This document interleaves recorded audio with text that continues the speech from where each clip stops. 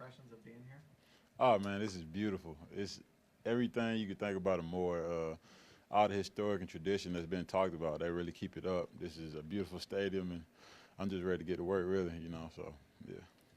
How do you envision that work unfolding? How do you see your rookie year? I really haven't got that far. I'm just gonna try and take it day by day. Got to figure out my role and try to get my role real strong with the team. I'm really just looking forward because we got it look like we're taking a great step forward. We got a great team here, great leaders here. I'm just ready to work with them. I'm ready to work with them. What have they told you about your possible role as a rookie, where you might fit into the Well, team? I talked to Coach Ozzie on the phone the drive day. He was talking about it's possibility I'd probably be everywhere in the D line. So we're gonna see how that goes. He said he has a plan for me. We hadn't discussed the plan yet, so we're gonna see what he has for me. You were everywhere on the D line at Appalachian State, right? I mean, you lined up just about everywhere.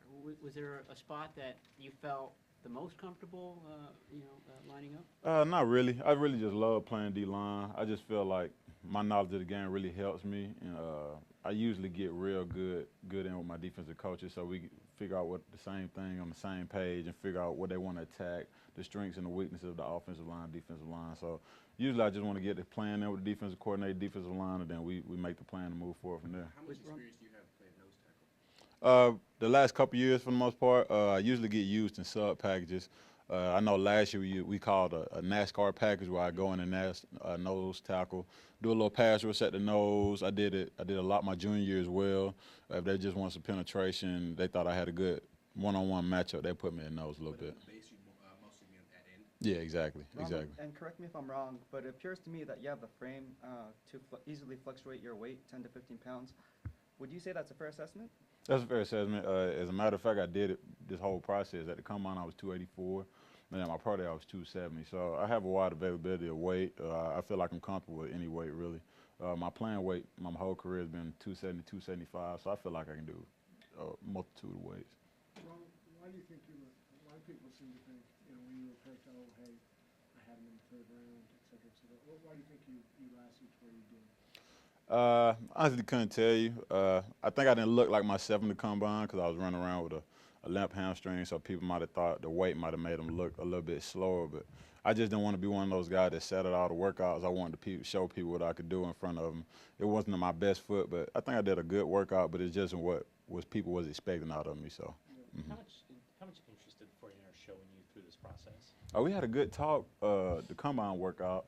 But other than that, we really didn't talk as much. So it was a surprise call, but I was glad to get that call from him. I was very glad to get that call from him. We went over some things on D-line. They quizzed me, went over some scheme stuff, just wanted to test my intelligence. And when I was there, they said I passed with flying colors, so I guess that was all they needed from me. That was Coach Azanaro? No, not Azanaro. It was Coach O, the assistant defensive line coach. Mm-hmm. What would you call your greatest strength as a player? I have to say my knowledge of the game and my motor. I think put those two together, and that's me. I think that really makes up my game. Just knowing where to be sometimes the right place, just seeing different keys on tape and having me be in the right place. I think that probably would be my best strengths. Was there anyone else, whether it's in the draft class or on the team right now, or coaches that you've come across in your playing career in college?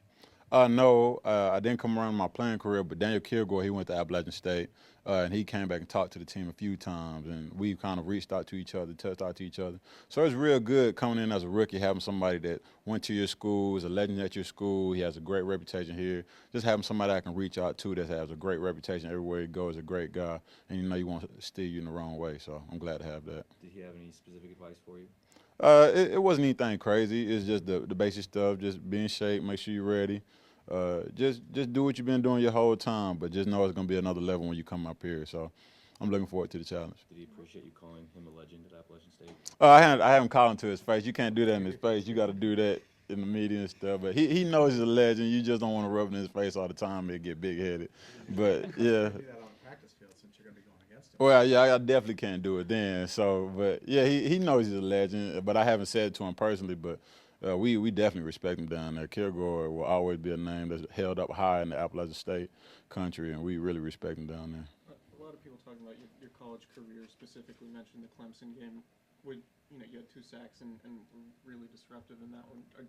Did you think about that, your pro prospect, and the fact that there are going to be more eyeballs on this game because of all the talent that's on the other side? Was that a motivating factor going in? I wouldn't say that was a factor. I just knew it was a tougher opponent we was going against. And as being a leader of the team, I wanted the younger guys around me to say, hey, if my teammate can make plays, I can make plays. So I wanted to help everybody have the same confidence level, go in there and play hard. And we actually had a good footing around. We had a few turnovers and got lost early in the game, but we still put a defense played great, offense played great. We just had a few turnovers. But my mindset was go in there, play hard, let my teammate see that he's making plays, having fun, so we can loosen up a little bit. Because it's hard. It's your first game going in Death Valley, trying to be comfortable. First time game, I just wanted to let them know it's all right. They put on pads just like you. Let's go ahead and have fun. That was mine.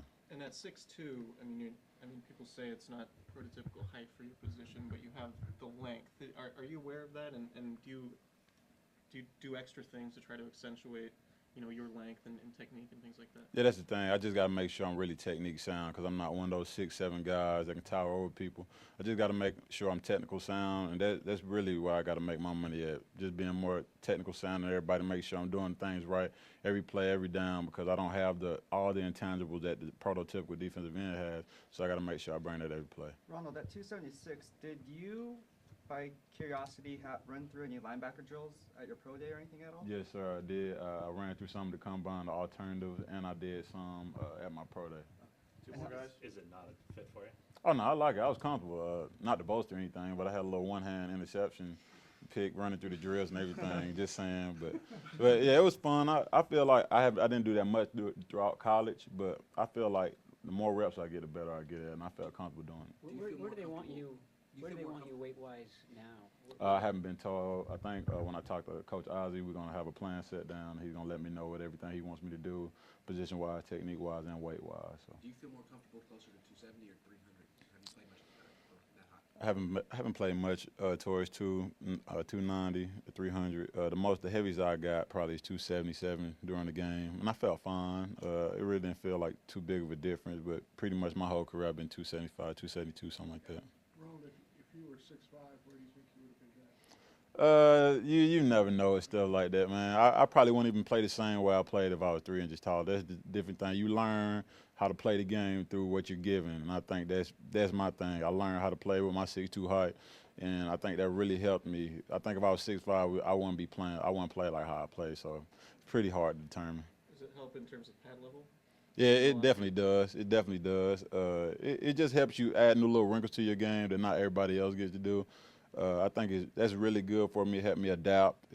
Not being able to do the same thing every time. You got to switch it up. You can't do it all the time, or you get jacked up being my size sometimes. So just got to be able to switch it up.